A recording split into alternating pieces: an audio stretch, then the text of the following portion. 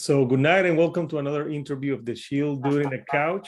Tonight I'm with Alabama band, Nothing New, a doom metal band from Alabama. And we're here to talk about the new album that you guys did a surprise and did instead of an April Fool's, you put a March Fool's and released it on Bandcamp on Friday. Yeah, that's a little bit of my fault. I needed to be able to send it to like some friends and Rob Hammer and just to do some promotion. So I went ahead and uploaded it. I kind of told these guys like I went ahead and uploaded it, and it hit me when I did that it's going to send a message out to everybody on Bandcamp, and a lot of those people are on our Facebook and our Instagram and things like that. So let's just say it's out. It's just on Bandcamp, and then it's on Rob Hammer's YouTube channel right now, and then we're about to play it, for you. So yeah, we're gonna talk about it. We're not gonna play it, but we'll talk about it. So let me share the artwork for the new album for Nothing New in This Together. So I think I talked with one of the band members, and they told me that this is a picture that you took of a church in Alabama, right? This is actually a church in New Orleans. It's in New Orleans. Okay. Yeah.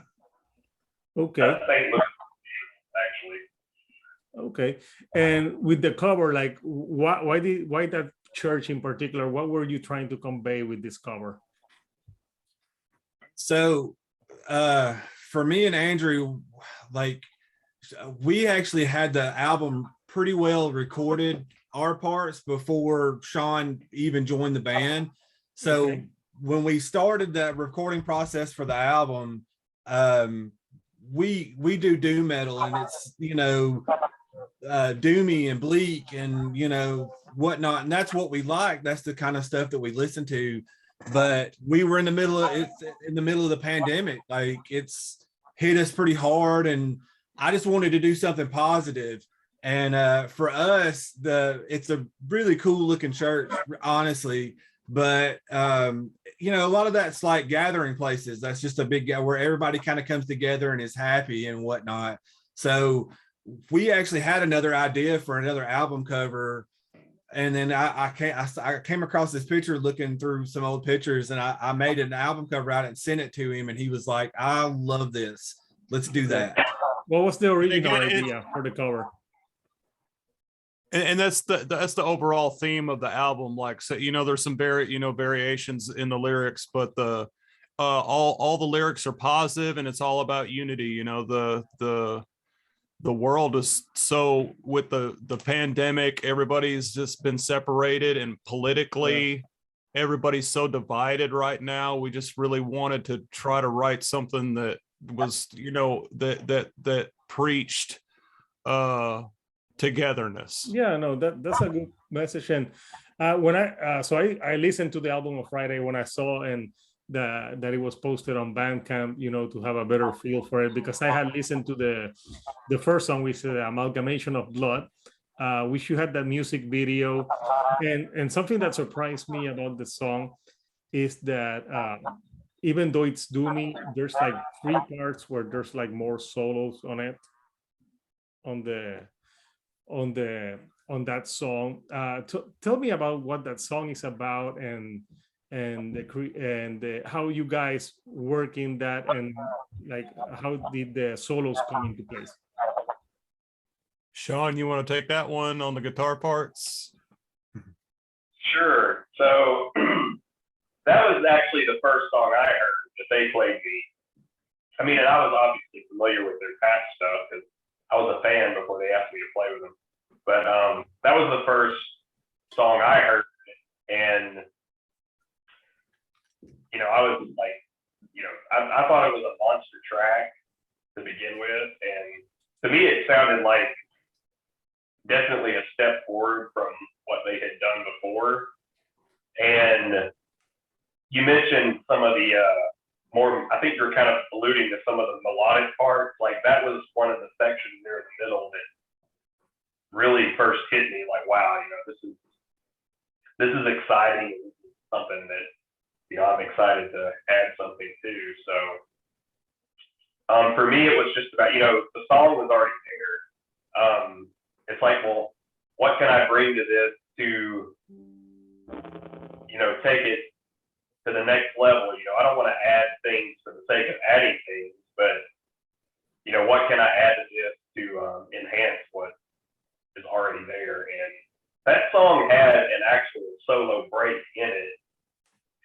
And so I just worked really hard on that solo section for a few weeks. And this was one of the 2 solos on the album that was actually, I would say, 100% composed and not improvised. So I worked really hard on that one. And, we recorded it and everybody liked it. And so from there, it was just like off to the races with the rest of the song.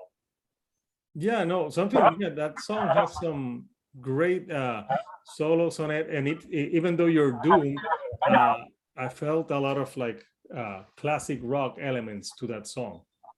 That's a big part of my style. I mean, I listen to all types of music, primarily different styles of metal, but a lot of my lead playing is very classic rock influence.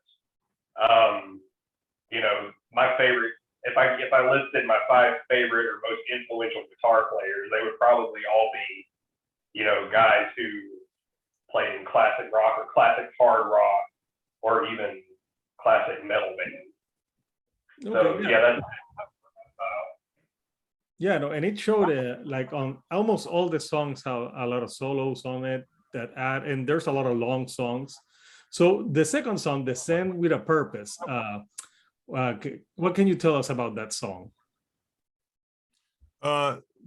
The lyrics of it would be a new friendship or a new love or a new girlfriend or whatever, a new relationship and people connecting and coming together and forming a union, a relationship, and then where it goes from there and helping each other, live. Okay, yeah, no, it's a deep meaning, and I know that the third song, "Fellowships of Southern Doom," that sounds like that sounds like a song that you could release as a second single. What's that song about? Is it a song about camaraderie in the doom in that area?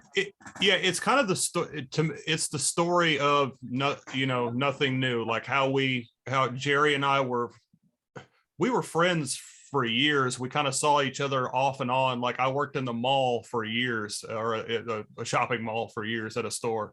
And he would come through from time to time and we'd talk about metal and stuff. And we went to a I Hate God show. Who's that? I Hate God, Hexus, and Kamikaze Zombie at the Nick in Birmingham. And he happened to be there. And we kind of loosely had that conversation about starting a recording project, and it went from there. So that's kind of the story of Jerry and I coming together as musicians and starting a band, and how we got where we are and where we're headed.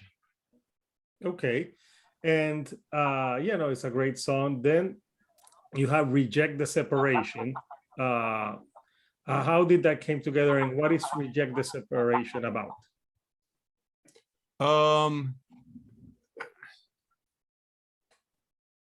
How I don't want to say politicians, people in leadership positions sometimes will try to, not necessarily the term divide and conquer, but they'll try to pit the people beneath them against each other. So it draws attention away from the evil shit that they do. Okay. It's kind of that theme of being leery about the people trying to divide you and your friends for their gain and their motivations.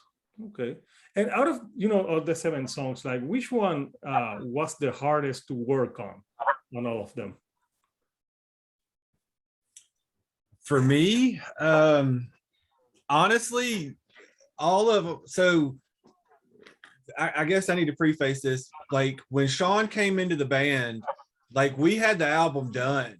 Like I just was very unhappy with it. I do all the recording. Like he does his vocals.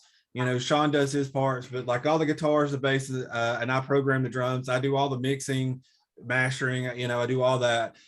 And I knew that I was on the right way of getting it good. To where I wanted it, I was just really unhappy with it. I'm not a lead guitar player. I'm just being honest about it. Okay. I'm just not that guy, but I am decent at kind of putting a song together, or at least I think that I am. I well enough to. He's a riff lord, man. Like Tony Iommi. I don't know about all that, but Sean, we have another project that we're working on too, like another sort of album that we're working on. And Sean came down to do a song on that.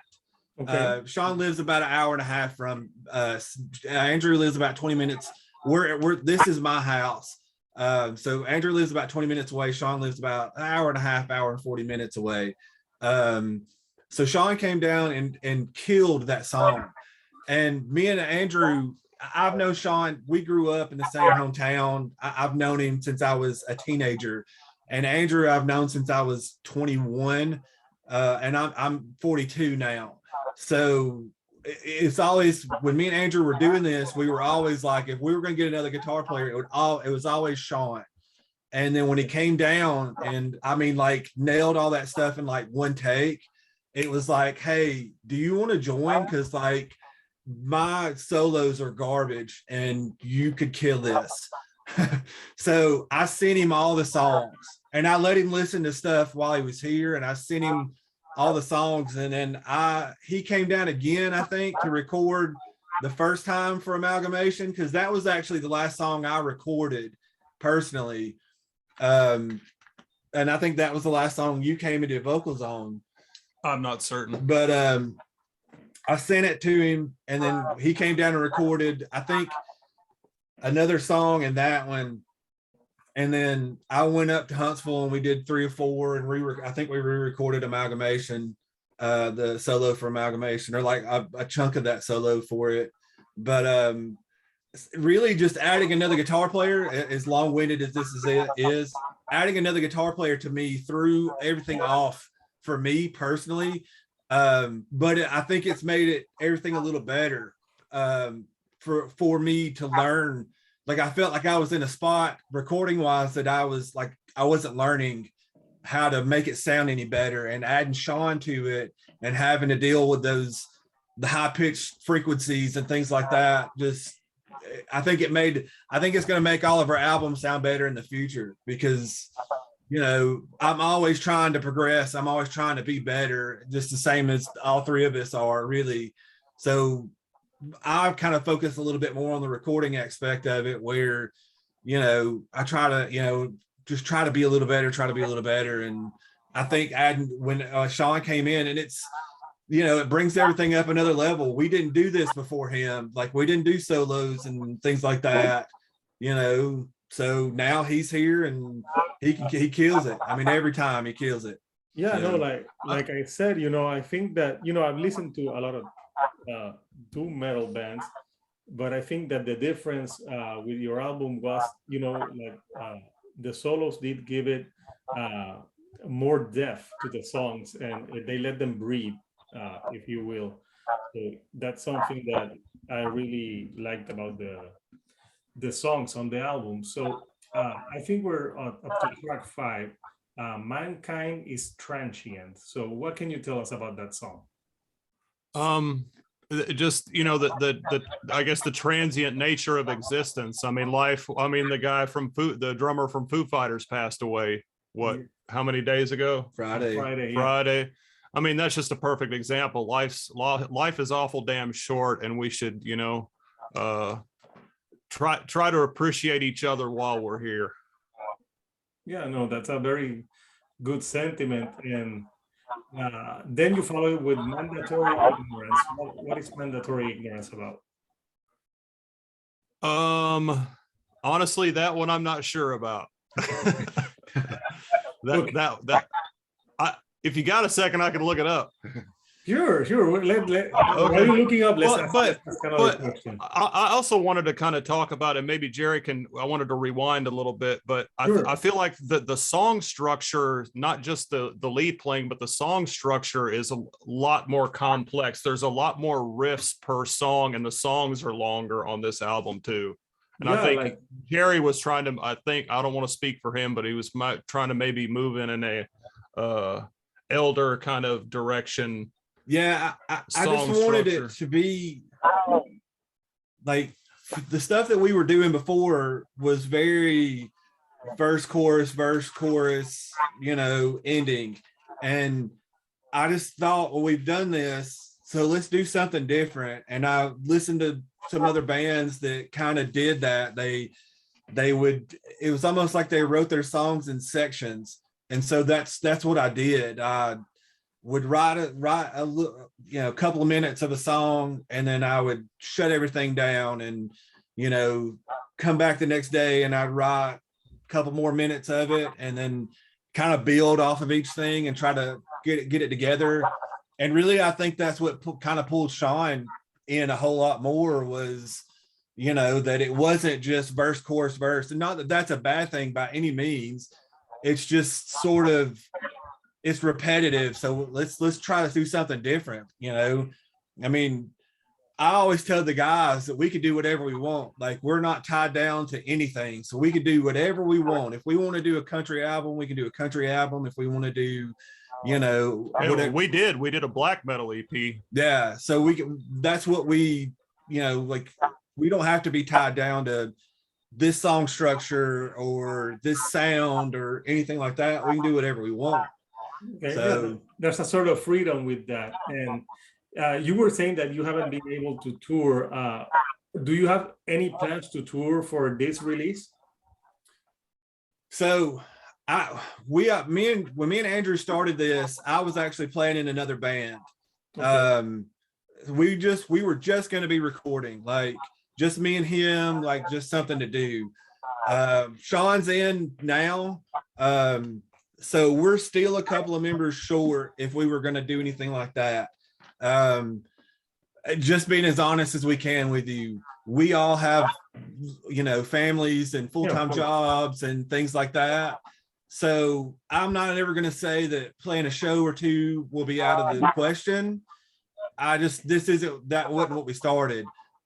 We always used to make a joke, me and Andrew, about us being a SoundCloud doom metal band, because there seems to be a lot of SoundCloud rappers that they just release music on the internet, and they don't really do anything else. Like, that's sort of what we do. We just kind of release music, and we'll make videos, we'll promote, we make t-shirts, we hopefully one day we'll have vinyl records or CDs or whatnot, but we're amplifytees.com. Yeah, we're doing everything else, but we haven't made it to playing shows just yet. Yeah, maybe soon. Yeah, like what member do you need? A drummer, right? Yeah, pretty much. We could probably a bass a lot player, of bands, and it seems like the drummer and the bassist are the hardest to get. We have offers. Like, if we ever really wanted to do it, like some buddies of ours that play in other bands would totally come and fill in for us. Like the guys from Ember would definitely come and probably, I'm assuming that they would come and help us out for a show or two. But it's sometimes life takes over and things like that, and this is kind of how we kind of handle it now. So yeah, we're gonna I don't know, normally by this point, like the album coming out, which I guess we do, we pretty much have almost another one complete. We're like 75% done with another one. And normally by the time that one actually gets released, we'll probably be 75% into another one. It's just, we just continually write, always working and working and working. So. And so the last song, Perch on Wanted Thinking, that's like the longest song on the album, almost 10 minutes. There's awesome soloing on that as well. It's very spacey. what is that song, First Unwanted Thinking, about? Just negative, you know, self-degradation, you know, being down on yourself, you know, just keeping a positive mindset and just keep working and I guess that old, you know, that those old punk rock songs, I guess, of, you know, never give up, never give in kind of theme. Yeah. So talking, you know, obviously about other stuff of things, I don't know, like what like new music that's not your own are you into right now? Me personally, like I'm kind of into this band called the Ocean Collective right now, or maybe just the Ocean. I'm not really Oh, yeah, sure. they're awesome. Yeah. Trying to think. We all kind of buy a lot of vinyl, so a lot of the stuff that I'm buying now is actually kind of old stuff. But like I said, I've just recently discovered the Ocean.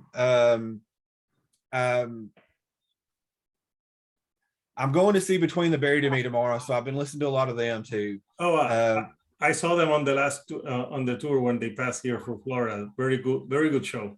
Yeah, so that I'm going to, me and my wife and another friend is going to see them in Birmingham tomorrow with a Car Bomb, I think is what the name of the band. Yeah, yeah, I saw them last year, but yeah, I think they're with Car Bomb opening. So how about you, Sean? What are you listening to? Well, I've been listening to a lot of Meshuggah lately because they actually have a new album coming out. I think it's this Friday. Yeah, it's this Friday. Yeah, I've been on a kind of a Me kick too. with them. And even I've even come up with some riffs recently. I'm not going to say they sound like Meshuggah, but maybe inspired by that a little bit. So me too. Yeah, I have a, you know, and I'm always like Jerry mentioned, just like big epic type band like Elder and stuff like that. That's what I listen to the most. You know, I'm a Rush fanatic. I'm always listening to Rush. Opeth is another one. I've been listening to a lot of that lately. So, you know, anything really epic, progressive, but also heavy is pretty much always a staple of what I'm listening to. Nice. Yeah, no, those bands are all awesome. So I think we just have one person left to tell us what he's been listening to. And metal lately, I really like that new Dark Funeral. Some people bitched about they think the drums don't sound good. I think that's the major gripe with it, but I really like it. The new Immolation is really good. The new Crowbar is good. Yeah. The new Arch Goat is really good. And always, you know, your New Orleans bands, your Crowbar, I Hate God, Soylent Green, Goat Horse, stuff like that. And then I guess in non-metal, I've been really getting into the band Yes. Oh, nice. Yeah. That classic, you know, like prog band. Yeah. And I'm on a big Beatles kick, particularly when they discovered drugs era. I think that was with the Sgt. Pepper's. Beatles. Yeah, like the best of the blue one, the second one. And I've kind of actually got into I don't know if you've heard of a guy named Colin Stetson. He does like saxophone stuff, but he has he has like some kind of like synthesizer thing on his throat, and he exhales and inhales at the same time, so he gets this kind of weird, almost percussive effect out of the way he approaches it. I don't even know how he does it. And then it's some like sounds interesting. Synth wave, is that a thing? Yeah, I think that's that a genre. Like I think it's called I think the band is called Laserhawk. Oh, nice. Or it's which I think those are all just like one, you know, it's all electronic music, so it's just that one guy. Yeah, but it's always interesting to find out because everyone listens to different types of songs. So yeah, I just can't. Sorry to cut. I just, to me, if you're listening to metal all the time, your shit is going to start to sound like everybody else's stuff. So to me, it's a good idea to branch out and listen to other stuff so you can keep it creative. Yeah, no, I always try to listen to. I like a lot of alternative rock and I like different things, but actually talking Oh about, yeah. talking about metal, the Foo Fighters had like, they put out on Friday, the day that Taylor died, they put out an album, a band called Dream Widow. It's like their metal album. I listened to one of the songs. I haven't listened to the whole thing yet. They released a single about it because they did that horror movie. Yeah, I haven't seen the movie. I haven't either. I'm actually like, I grew up in the grunge, era, I guess.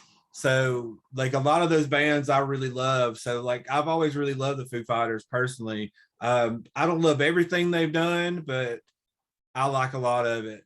Yeah, So no, me neither. But yeah.